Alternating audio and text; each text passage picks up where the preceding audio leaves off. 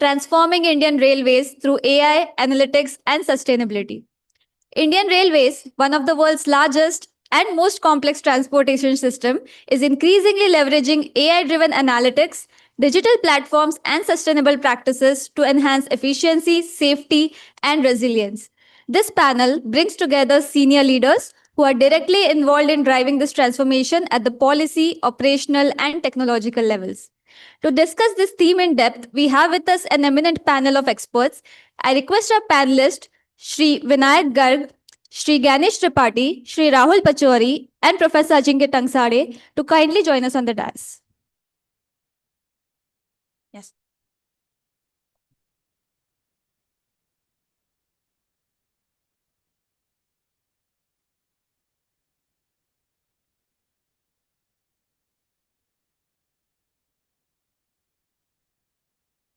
Kindly allow me to introduce our respected panelists.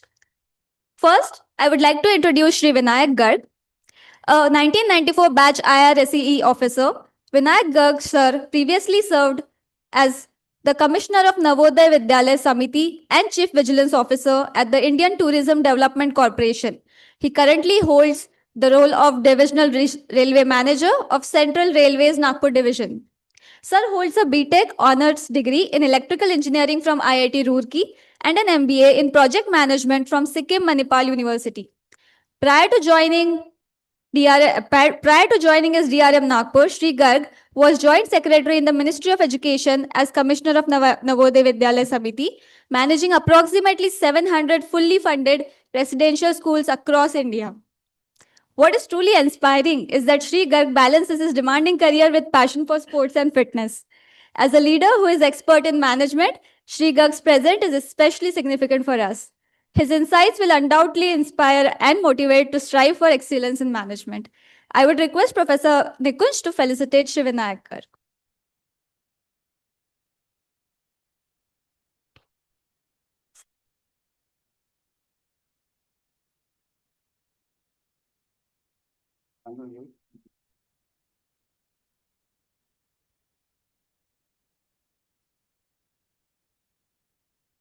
Thank you, sir, and welcome to the conference. Next, I would like to invite Shri Dr. Ganesh Tripathi, GM, Chris, a seasoned mechanical engineer holding a PhD from IIT BHU. Dr. Tripathi is an officer from Indian Railway Service of Mechanical Engineers whose career spans over 25 years of nation building across locomotive design, rolling, stock engineering, operations management, disaster response, and strategic digital transformation within one of the world's largest rail networks. He has contributed to multiple mission critical initiatives from enhancing safety and reliability in rolling stock systems to advancing modernization in maintenance, training, and information technology. His leadership also extends to institutional research engagement, capability building, and techno-administrative governance across diverse public sector domains. With his extensive experience in technology-driven process improvement, institutional oversight, and large-scale system optimization, he brings the strengthening of digital innovation, operational excellence, and the organization's enduring commitment to transparency, efficiency, and highest standard of public service. I would request Professor Nikunj to felicitate Shri Dr. Ganesh Tripathi.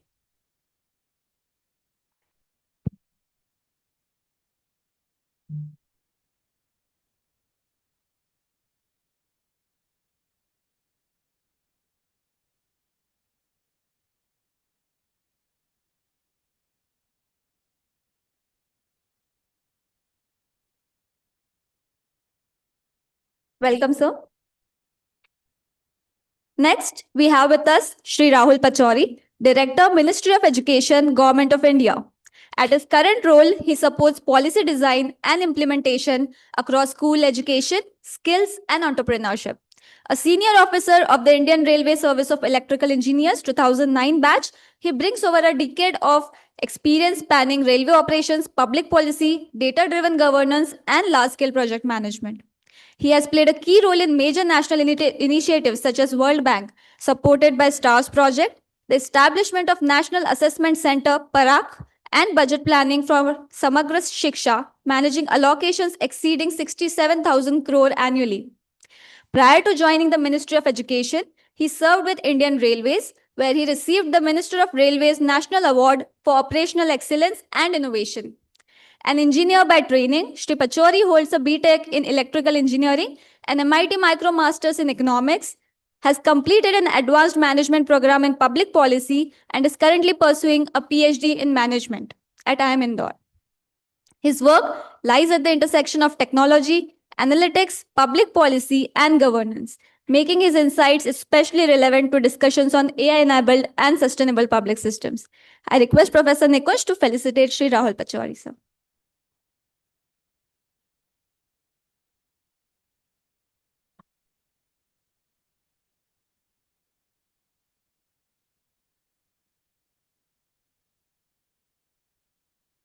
Welcome to the conference, sir. Now, I would like to introduce our moderator for today, Professor Ajinkya Tangsade, Associate Professor in the Production and Operations Management area at IIM Nagpur. He earned his PhD in Industrial and Systems Engineering from IIT Kharagpur. With more than a decade of rich international experience, Dr. Tangsade has held academic positions in India, United States, Turkey, and United Kingdom. He has worked as assistant professor at Clarkson University, USA, Newcastle University, UK, and IIT BHU Varanasi, as well as postdoctoral fellow at Sabancı University, Istanbul, under the prestigious Tubitak Fellowship. Dr. Tangsade is an active researcher in logistics and supply chain management, applied operations, and non-profit sector operations. His professional activities are further complemented by editorial and reviewing engagements with different journals and memberships of various professional societies. With this, I hand it over to you, Professor Ajinkya, and kindly deliver your opening remarks. Thank you, Sneha. Well, good evening, one and all present here, esteemed panelists, dignitaries present for this conference, my dear colleagues, students, and volunteers. Thank you, first of all, thank you for being present in this very interesting, very insightful, and very unique kind of topic. So, on behalf of, at the outset, on behalf of IIM Nagpur and Society of Operations Management, I formally welcome all for this panel discussion on transforming Indian Railways through AI, analytics, and sustainability. We know that Indian Railways is not just a transportation system. It is one of the largest and most complex socio-technical system in the world operating under single management. So we have seen, from the several past years, Indian Railways have transformed by leaps and bounds and has set up various records, not only in passenger traffic, but also in freight traffic. And one of the most noticeable and very important part of this transformation is the visible, change in the use of technology, increased use of technology in every aspect of Indian Railways. So we can see today with the use of digitalized systems, with the IoT and AI and analytics, Indian Railways is generating a huge amount of data from its operation. But the most important question is how this data is being used for making effective decisions. Right? So today's panel is exactly about that how the modern techniques like the technology enabled or data driven decisions when we talk about. So how does AI or analytics, how they're shaping up the future of Indian Railways? How this data transformation, data analytics are being used as effective decision making tools. And that's why we're eager to learn from our esteemed panelists here today that now, what is the role of AI and analytics and sustainability, importantly, in the future of Indian Railways? So once again, I welcome our esteemed panelists, and I would open the floor for the opening remarks. May I request Shri Vinayak Gargaji for his opening remark, please? Thank you. The topic is transforming Indian Railways. So I will say that the Indian Railways is already transforming a lot. We are increasing the capacity almost like the pace which we have not seen in the last 50 years. And the electrification is almost 100%. Even the new kind of the technology of the trains. But now the topic is how we are transforming through the AI and analytics. Because as we are improving the technologies, so definitely we are generating a lot of the data and the sustainability. Like in the Nagpur division, I can say that we are running almost 450 to 500 trains per day, and the division is spanning around 1200 kilometers. So we started from Itarsi to the Balarsa, Amravati, Chandwada, and 1200 kilometers, 400 trains, 450 trains per day. And then now the track is almost, we have sanctioned the third line and the fourth line, and the my asset is increasing almost like a double. All my assets, signaling gears, track assets, yards, coachings, locomotives are almost double. And the staff strength remain the same. The only way is the solution is the technologies and the how we can use better way the AI and analytics. One of the examples I can say that ki, every time we pass the trains, we have to look that ki, is there any hanging part is there. Everybody is there. One station master and one the pointsman has to see the trains. There's passing the trains. But slowly and slowly, the way we are increasing the trains, we are not getting this that kind of the staff out there. So now railways has make a attempt some motion based machine based visual systems that's ki how we can see that's ki based ki any there is any hanging part is there or any there is hot spot is there in the under frame is not there is there. And when we though it is in the pilot phase, but as soon as we generate the data and then some AI analytics is reused, then it will say that ki yes, there will be some abnormality which is normally being seen by the human eye. Similarly, in the locomotive also, we are the latest technology, IGBT-based technology is there. So we are also generating a lot of the data for condition monitoring of the locomotives in the remote based, which can help us in deciding the predictive maintenance and the schedule maintenance. Initially, the locomotives used to come to the sheds around uh, 1.5 months. Now it is coming around the 3 months or the 6 months. So it is only because of the possibles that's how we can analyze the data and we can even decide the schedule frequency. So AI and analytics will definitely help in improving the operational efficiency of the railways, the way we are increasing our assets and we are increasing our assets. Second part is the sustainability. Sustainability will be the only that because we have already gone for the 100% electrification. So now, just one example with the Mumbai suburban trains. We just as we introduce the regenerative brakings in the suburban trains, so around 30 to 40% of the energy which we consumed in the suburban trains has returned back to the grid, and it is saving around almost few hundred crores per year. So that is the way, because as soon as you put the brakes, the locomotive starts working as a generator and the energy return back to the grids. So this regenerative braking is paying a lot in the suburban trains. Now in the mainline locomotive also we are using the regenerative brakings. But still there is a lot to do in improving the technology of the regenerative braking so that more and more better energy efficiency we can use while we doing the braking also. So I think the topic is very relevant, improving, transforming the railways through AI, analytics, and sustainability. Thanks from my side. This. Thank you, sir, for taking this. Now I would like to ask for opening remark of Dr. Ganesh Tripathi, GM, please. Okay. So, good afternoon, and thank you very much for having me here. Indian Railway, as it is, everybody knows, it's a very huge mammoth organization. And we have been actually a data-based organization since, you can say, inception stage, though data was in different form. We have been using for decision making in different ways. Now the data is collected electronically through IoT, and then we are trying to do it auto AI-based decision making. I can fairly tell you that we are actually quite deep into this. We are using a lot of AI applications. We are using a lot of IoT applications, not only in modern rolling stock, which is coming like Vande Bharat and other trains. They are available in other old rolling stock as well. Not only for predictive maintenance. Predictive maintenance means I can tell you along the track we have installed certain IoT devices. We call them wheel impact look detector, then hot Excel box detector. When there is a bearing in the coaches or wagons. When it is about to fail, the temperature of bearing increases. So we have already installed the hot Excel box detector, so that keeps on reading the temperature of the bearing.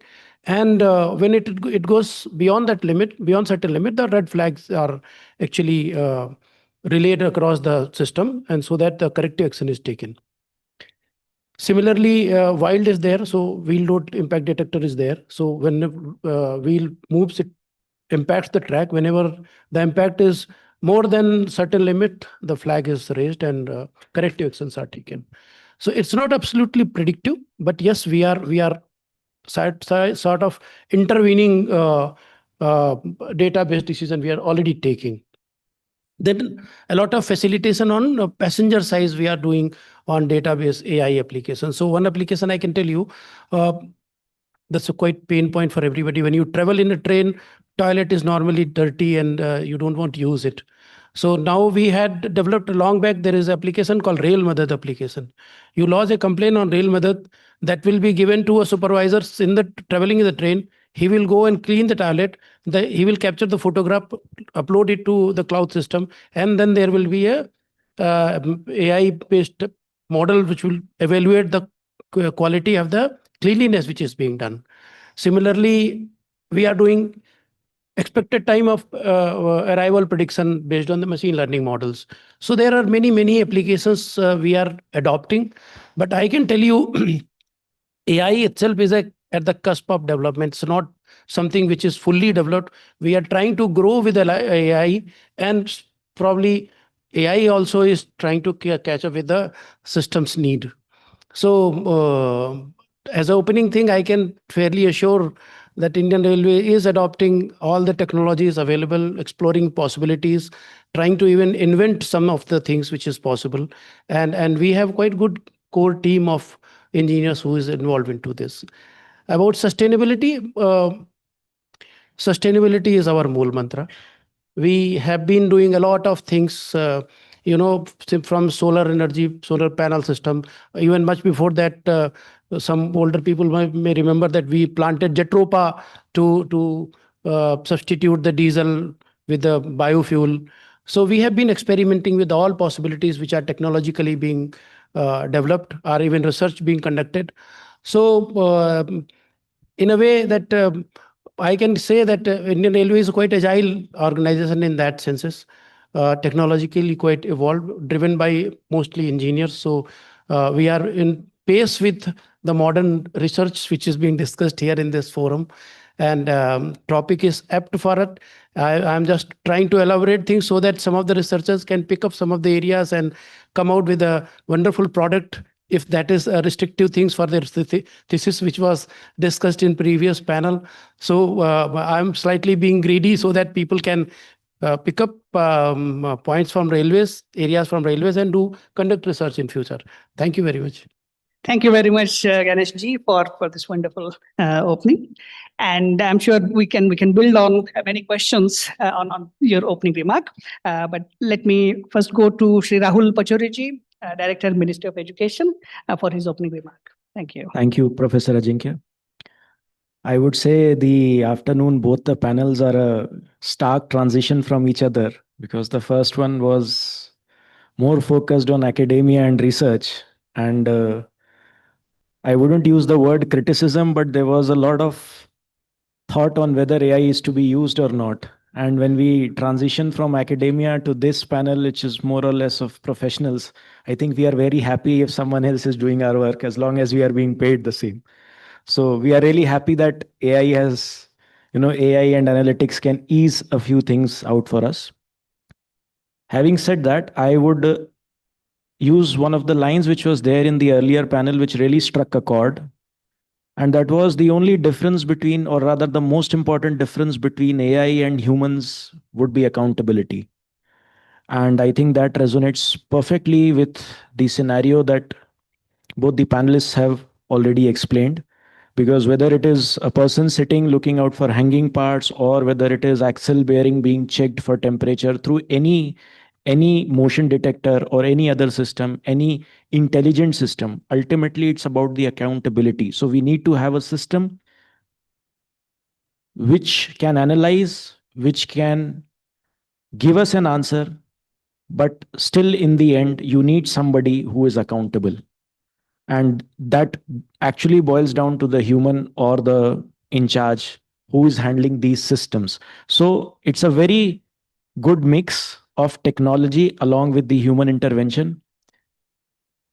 I'll also add on to the examples that were there. So, sir said that you take a picture of the toilet and you put it up, and then it goes to somebody who has to clean it up. So there's this application called Rail Madad, and recently that application now has a feature in which it has the ability to understand 13 languages. So if a person calls upon Rail Madad helpline, sends in the problem or keys in the problem in an audio fashion, it doesn't matter who the person is on the other end, because they are able to grasp the language, predict the problem, and send it to the concerned person. So this is also being tested now for 13 languages. And the good part is there's almost an 85% accuracy of the complaints that have so far come in. So it's just like, you call the ICICI helpline, and there doesn't need to be a person for the basic problems as such. Plus, the number of languages that we have, it becomes way, way easier to take the complaints, direct them to a particular point where they are to be resolved. Because railways as an organization does not have only a technical aspect of running the trains. It also has an aspect of serving the customers. So the experience also, if it can be improved using the AI analytics, सोने पे सुहागा है. Thank you. Well, thank you very much for setting the context so clearly. Thank you, all panelists. And I'll build upon whatever thoughts you have shared with us. What we see usually, in the context of Indian Railways particularly, so there are many problems for which the solutions are implemented based on rule of thumb. For example, because there are so many challenges, and especially since this gathering is, majorly from operations manager or people working in logistics and supply chain. So from their interest, I could see, a lot of issues such as scheduling or timetabling, rostering, rolling stock movement, and many things. Many of those things or decisions are taken from rule of thumb.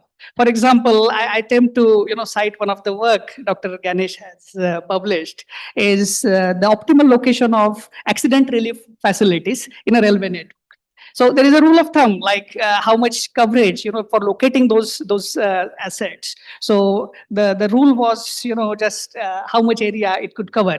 But there is a systematic way. Through his research, he found out yes, there is a systematic way with which this optimal placement, considering multiple conflicting objectives, could be done.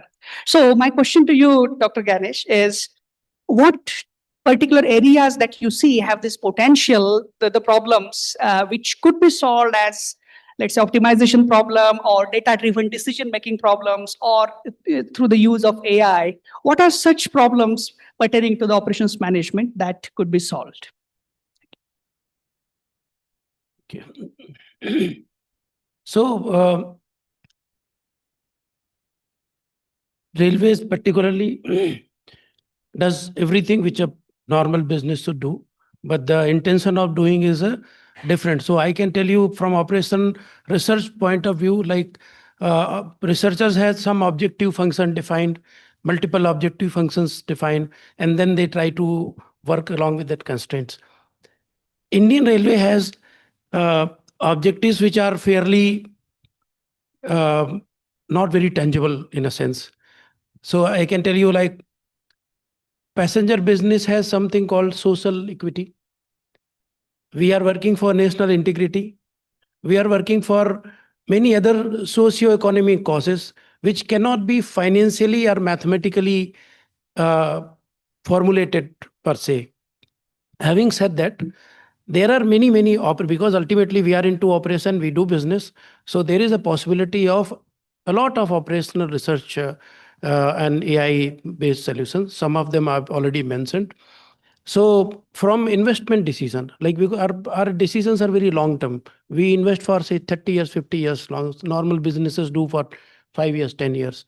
So that decision based on the data-driven decision, what is thumb rule is like ROI, but ROI has become mostly irrelevant now. It need to be dynamically evaluated, and then we have modern techniques through which depreciation and everything returns can be calculated. So if they are applied in investment decision, probably we will have better decisions to be made. Then all possibilities of application of any analytics in operation management is there. So if you predict particularly expected time of arrival of a goods train, passenger trains are normally running with the fixed time schedule. That will make a huge impact on the vendor who is actually carrying your his load through your system. He can plan his logistics at other end. He can save a lot of money if you can do that. Similarly, we are facing a lot of uncertainties in operation. So currently North India is subjected to huge fog. So when fog is there, if you can apply some logic, some mathematical formula through which your resources can be realigned, rescheduling can be done, and disaster management is other area which you have already mentioned. And now technology is available to assist us in some skills. So recently there was some cyclone. In cyclonic condition where your weather is predictable, or your disaster scenarios are possibly known, then you can take decisions to like control your operations, save your resources, redeploy them, reschedule them. These things are very much possible in railways. Then comes very, we see everything in logistics management, supply chain management. As I am convinced that the word is actually fighting not to make any thing other than the supply chain control. So people are doing supply chain control, and we are the probably the largest and biggest supply chain provider in the country. So whatever theory we have read about supply chain applications, that is applicable in Indian Railways also. Along with that, we have some more financial, operational, socio-economic, and other things which can be fairly modeled with the use of operation research, data analytics, machine learning, and other areas. Thank you, Ganeshji, for giving the system-wide view and outlining, highlighting a lot of applications pertaining to the railway systems. Now we have seen this system-wide view. I would like to know, since we have the divisional leadership here with us, so Shri Vinayakji, so from the perspective of a division, managing this division, do you see, any recent like applications of these analytics or any potential problem pertaining to the divisional level? Or since the Ganeshji has already mentioned about, natural disaster, untoward event. So how does agility, that's the concern, and how that is managed, that can be managed, using this analytics or AI techniques? We always assume that safety is the first prime area of concern, then the operation is there. So recently we identified that some of the trains goods train get derailed because of the uneven loading. Because during this, we have a western coal fields, so mostly the best way of loading the coal is the silos loading, because silo give the uniform loadings and accurate weight. But normally silos is not available, so they normally load it by the manual loading is there. So it is very, very difficult that they will load evenly. So sometimes even while making unloading of the trains or even the loading, it becomes uneven loadings, and that will have a adverse impact on the track's mobility. So we have put some cameras. We have put the cameras and in the goods sheds where the loading and unloading is there, and some AI analytics we have tried. Based on the image and image analysis, to some extent, it was giving some pictures that this area, this wagon is giving uneven kind of the loadings, and then my person, because it is very difficult for every person to go to the top of the wagon for everywhere and see that whether it is uniformly loaded or not.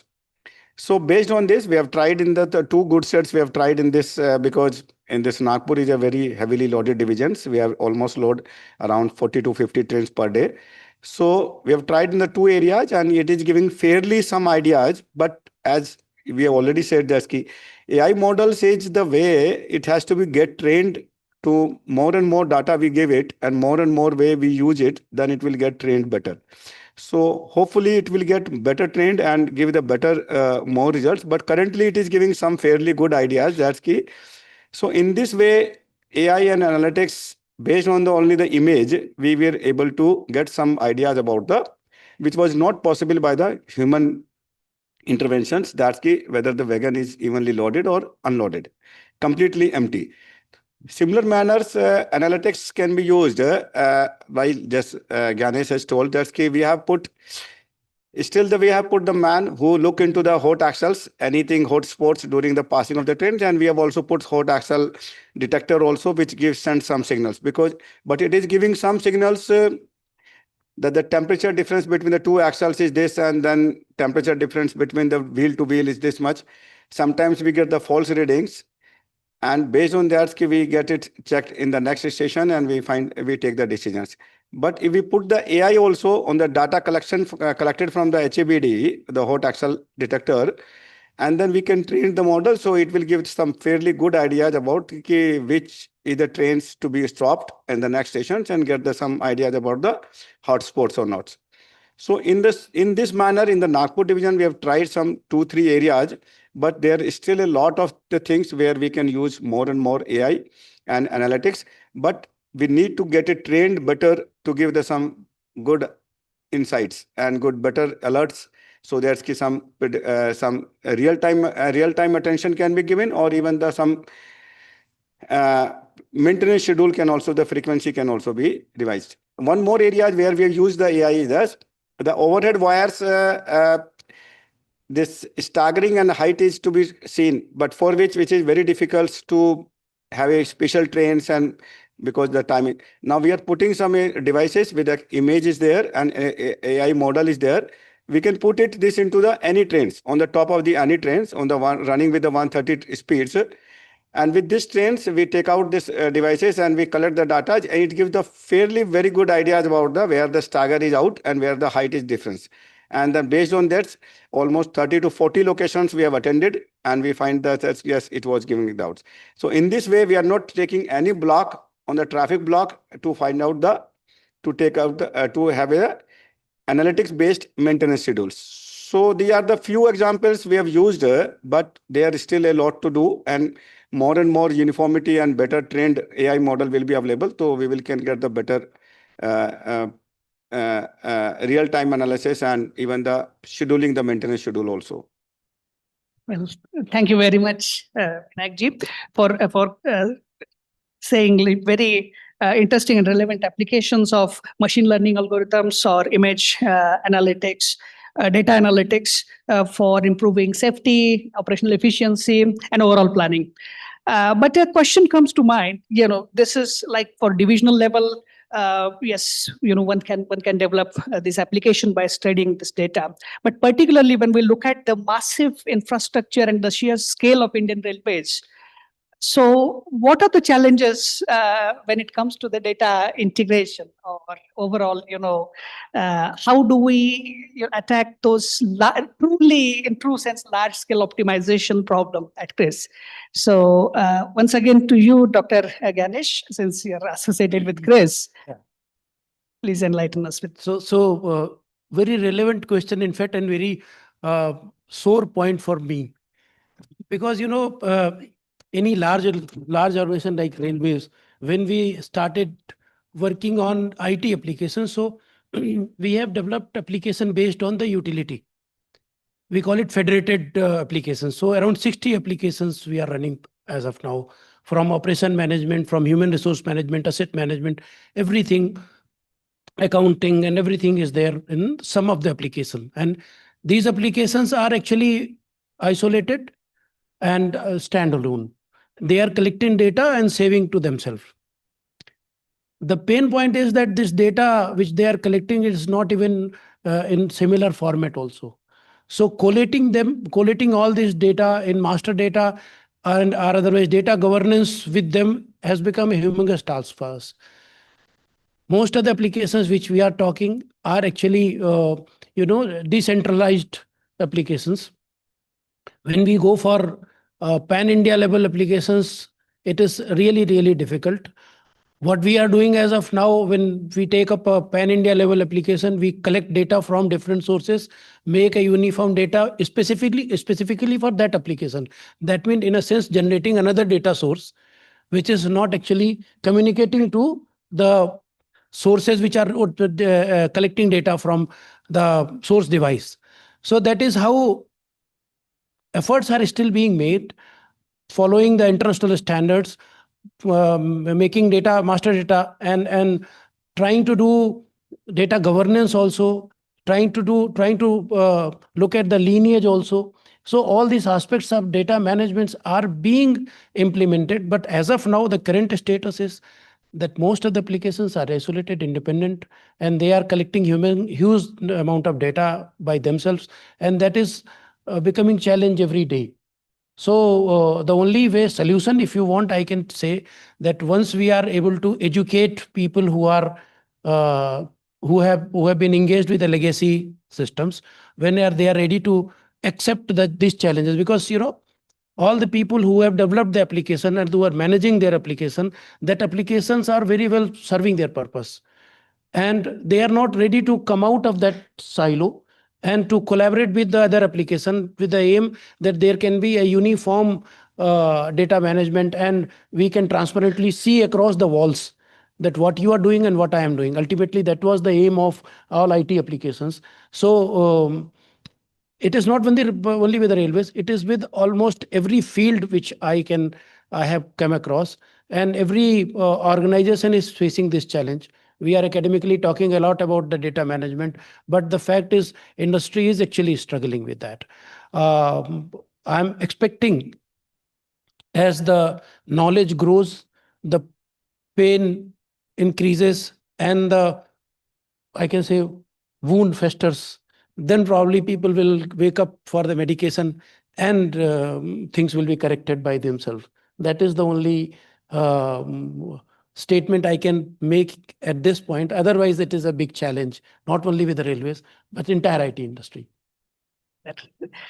Thank you, Ganeshji, for clearly stating, how this siloed approach of data management is in fact hurting the overall goal of Indian Railways for bringing efficiency through this analytics. Now, that is primary reason for, say, we were talking of AI applications are failing. This is one of the primary reason why we are not able to scale up the AI applications in industry. That is one of the primary reasons. Sure, absolutely.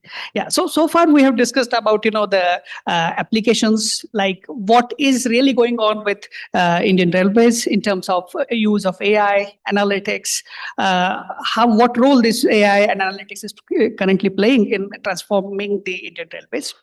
But one of the aspect is through these applications, not only we can achieve the efficiency or effectiveness of operations, but they can actively contribute, this role of AI and analytics.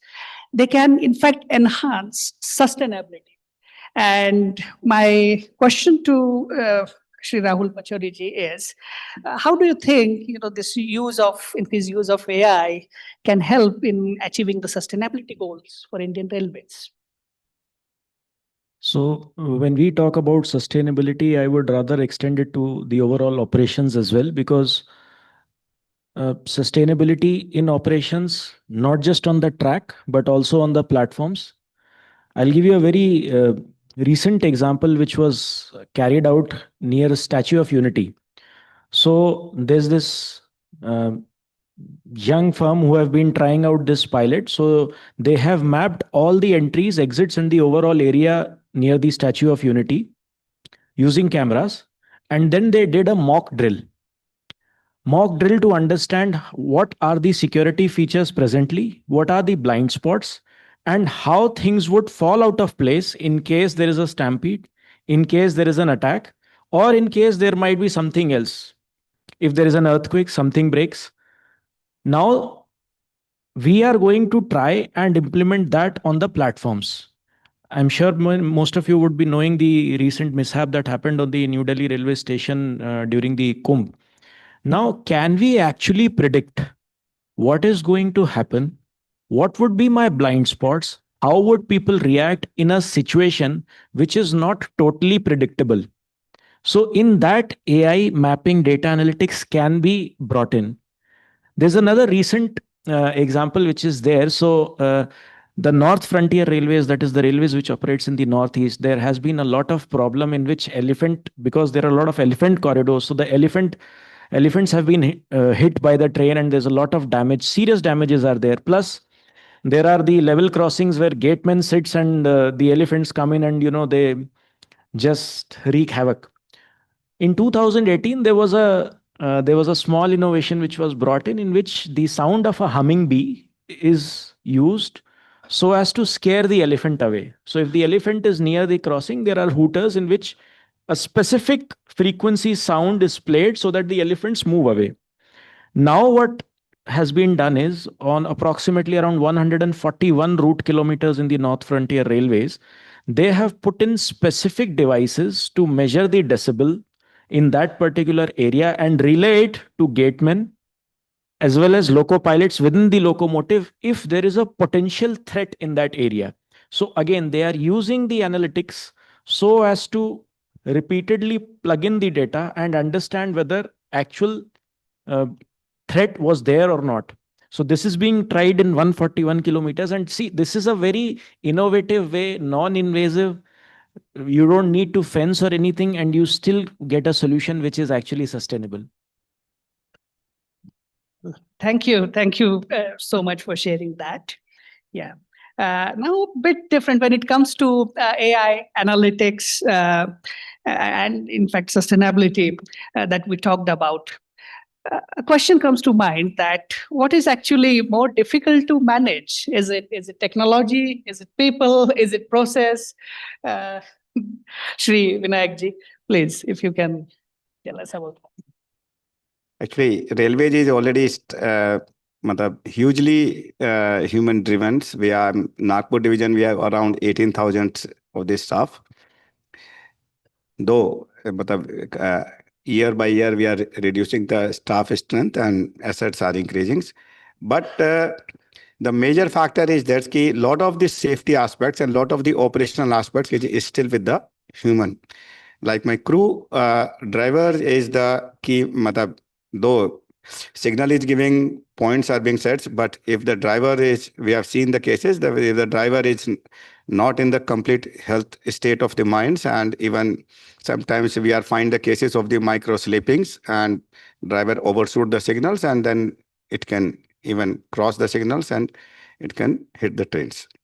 So as far as the human part is concerned, there will always be some of the areas, but so there will be the mixed technology and the human angle will always be remain for the operation and the safety.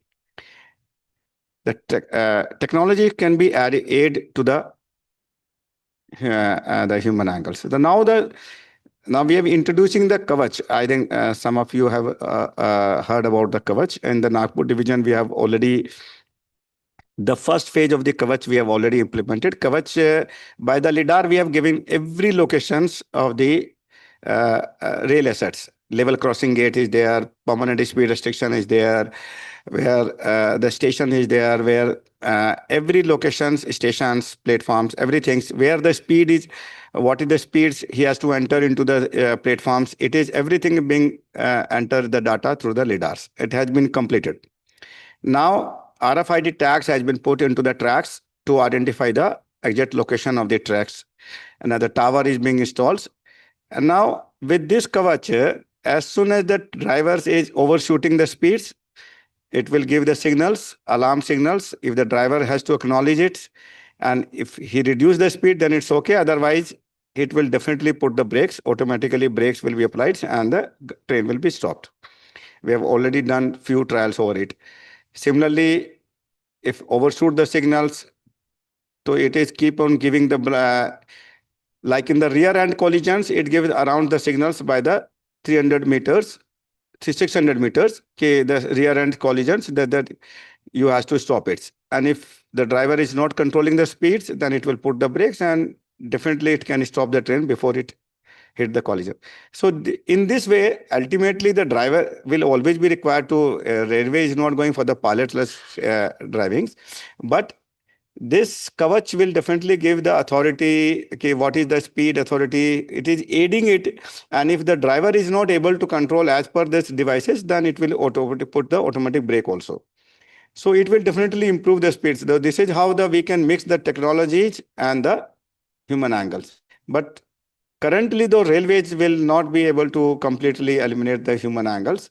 And second part is the training. Training and the one more analysis I did with the health part of the staff. Because my point is that health has a direct relation with the efficiency and the safety output, productivity and the safety also. So if when I start getting the data about the health parameters about my running staff, crew staff, so we are finding that some of the staffs having some of the their hemoglobin levels, their D3, B12 is less, which we normally ignored, but their response time is very, very slow during case of the emergencies.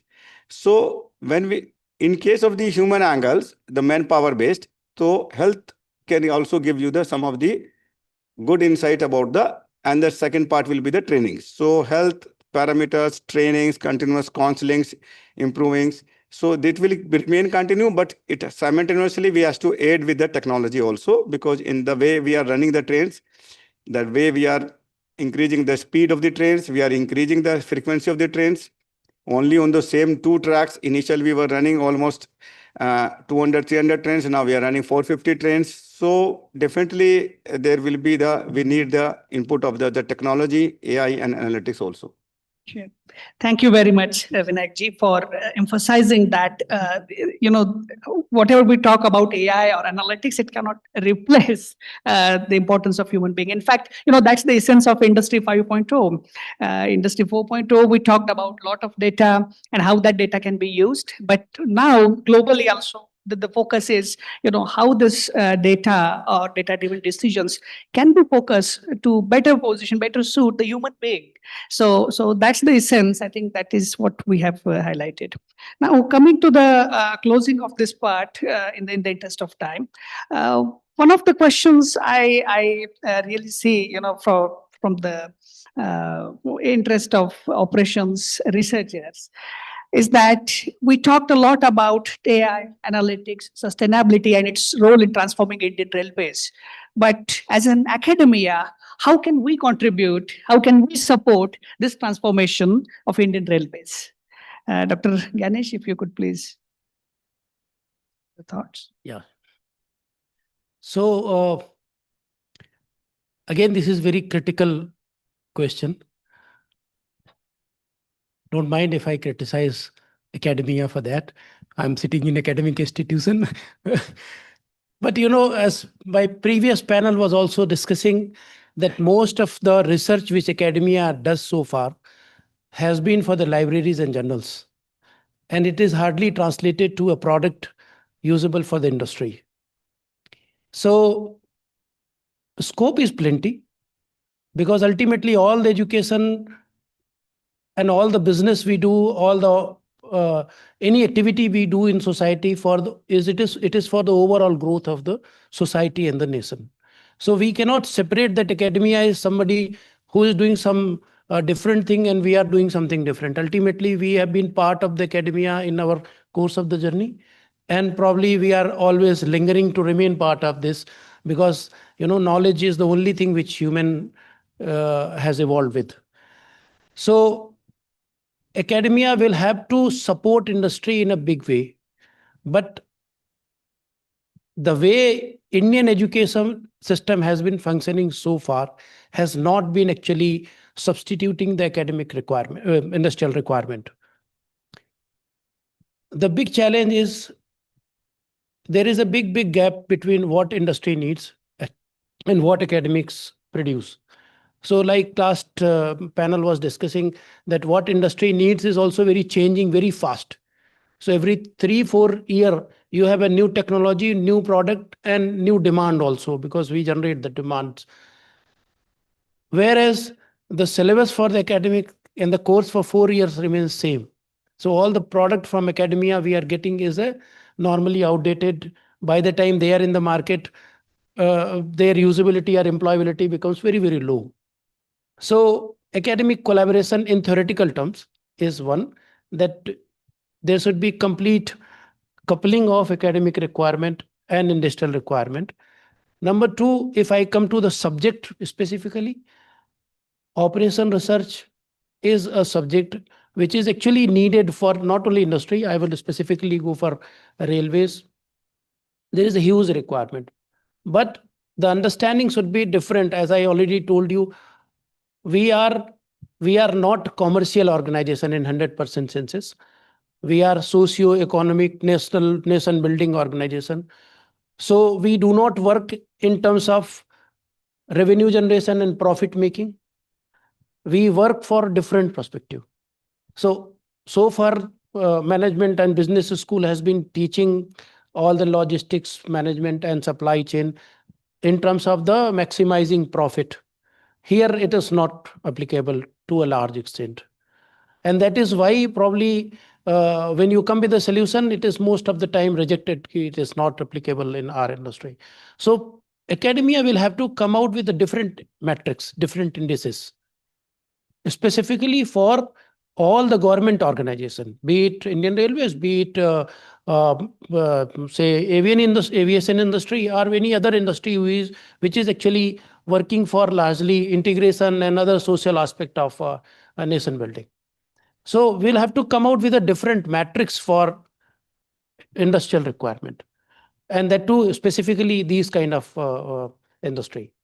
And then probably you can translate all the knowledge which you gather to a product which can be directly consumed by the industry.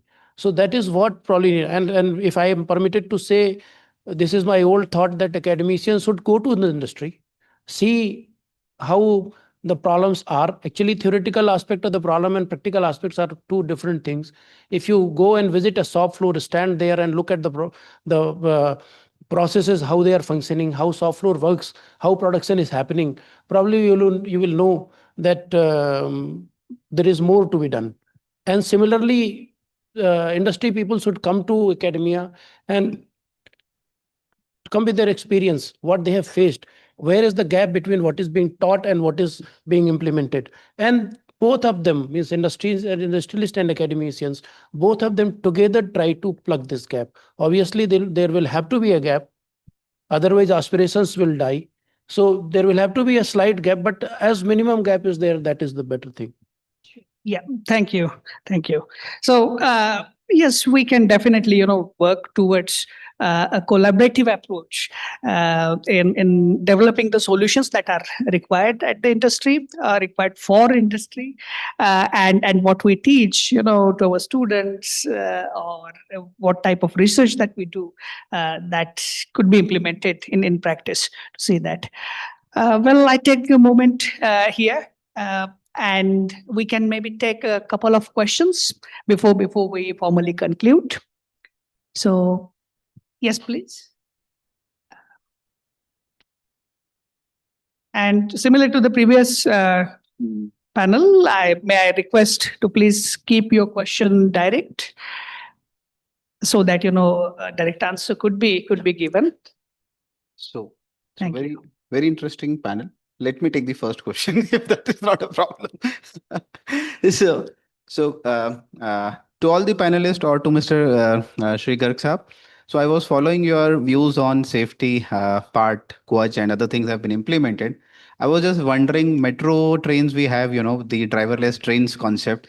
Just wanted to know, do you think 5 years, 10 years down the line, do we have some autopilot or driverless Indian Railways coming up? What are the future plans of Indian Railways? Yeah, as what I'm saying, that's key. As for if this is Kavach is being implemented pan-India because this will take some time because all the locomotives has to be fitted with the Kavach systems. All the track length has to be with the Kavach systems. And not only the main lines, all the yard also has to be the Kavach implemented. So maybe with that, with these trials, railways can get some confidence about this driverless trains.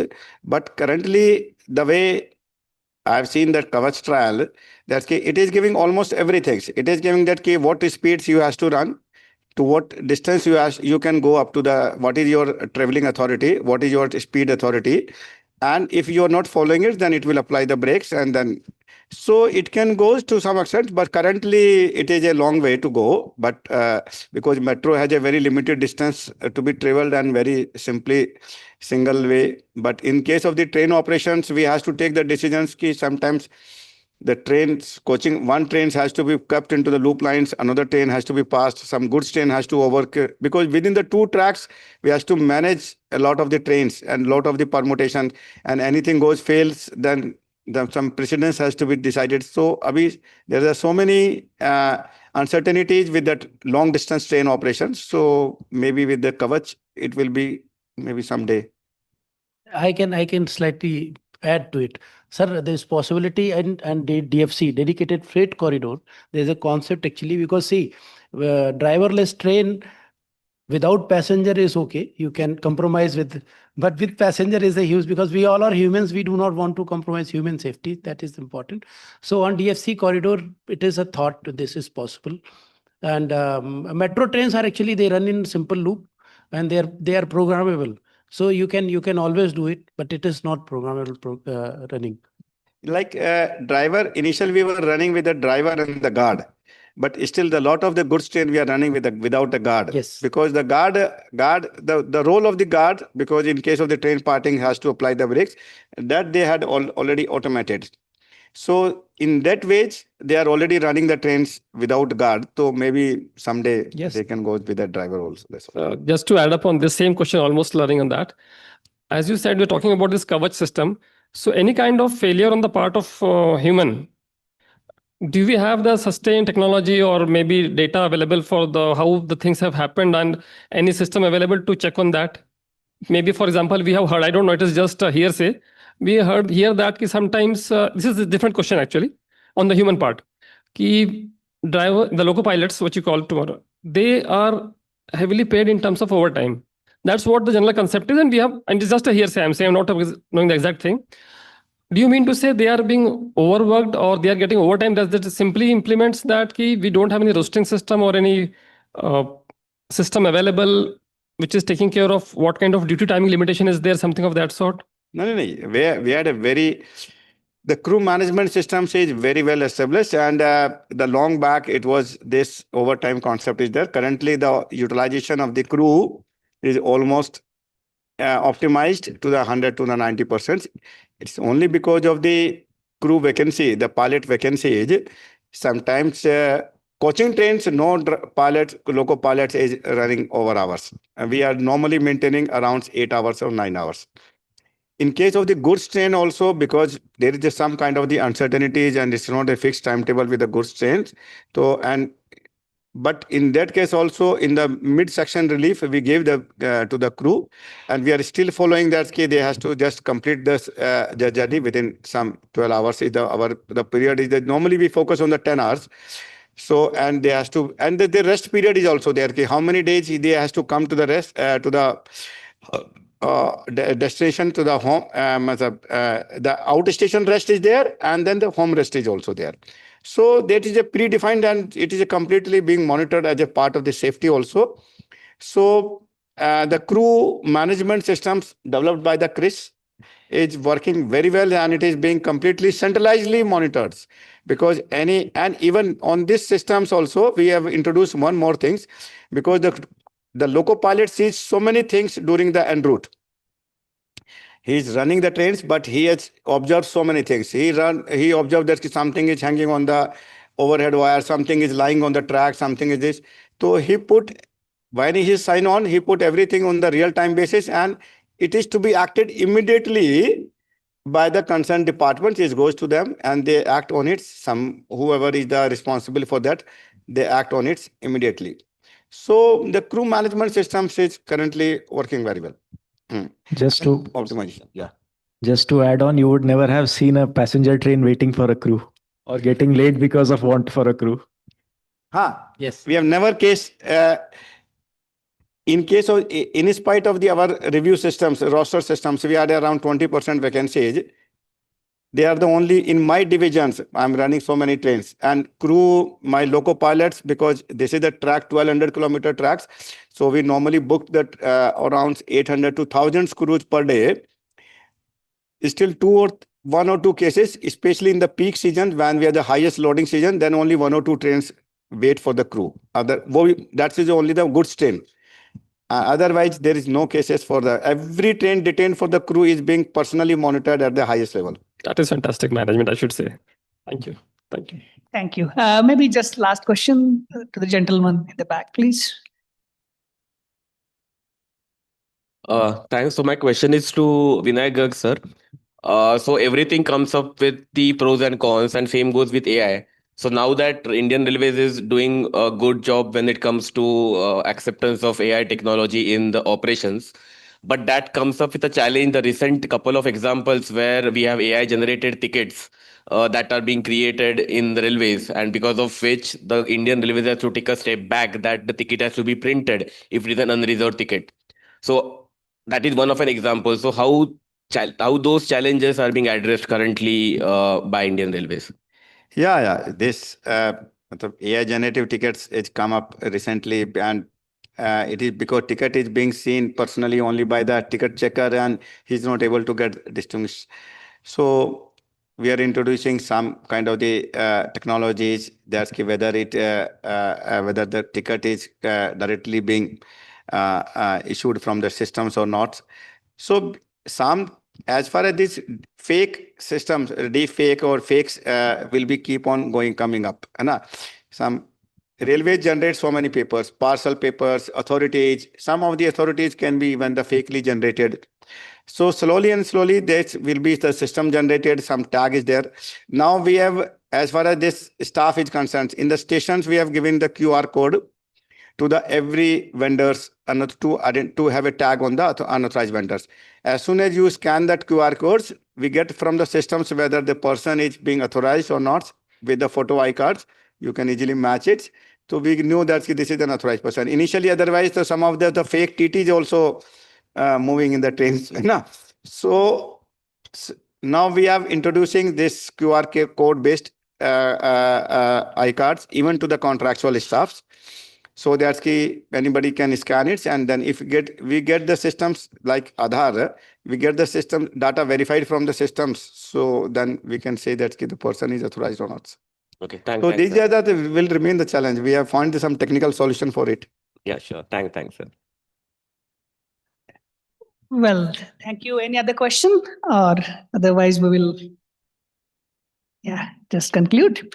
Well, thank you. We have had a wonderful discussion in this panel regarding present and future of Indian Railways, its transformation through AI, analytics, and sustainability. We have discussed, thoroughly on the system view, from the policy perspective, the issues like data integration, and what are the challenges that the railways is facing today and in the future, and how or what kind of role AI and analytics are going to play in mitigating those challenges. So that's what we have discussed so far. I wholeheartedly thanks all the eminent participants of this panel. Shri Vinay Garg, thank you. Dr. Ganesh Tripathi and Shri Rahul Pachori. A big thanks to all of you for coming here in person and participating in this panel discussion. Thank you very much. Over to you, Sneha. Thank you so much to everyone for such insightful discussion. I'm sure us as academic practitioners as well as industry professionals present here have certain takeaways. For example, how Dr. Ganesh Tripathi has mentioned that we need to be more collaborative. We need to build such systems and research that can be a practical practical application on ground. Now, I kindly request Professor Nikunj to present a memento to Sri Vinayak Garg as a token of our gratitude.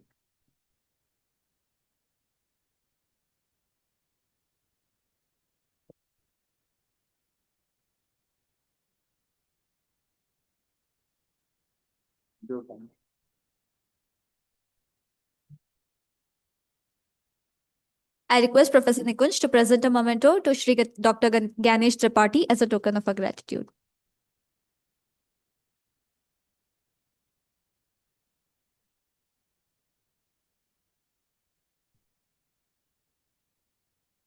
I request Professor Nikunj to present a memento to Sri Rahul Pachori as a token of our gratitude.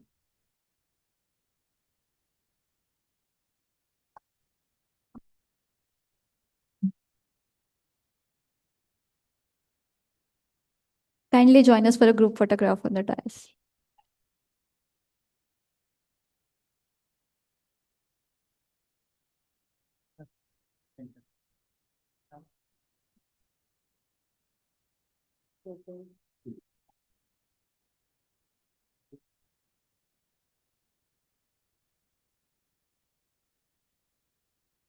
Thank you, sir.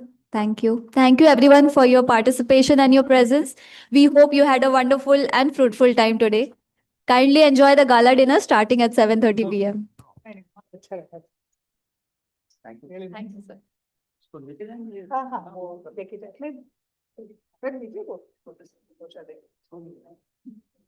इनका तो गाड़ी में पहुंचवा दीजिए पहले।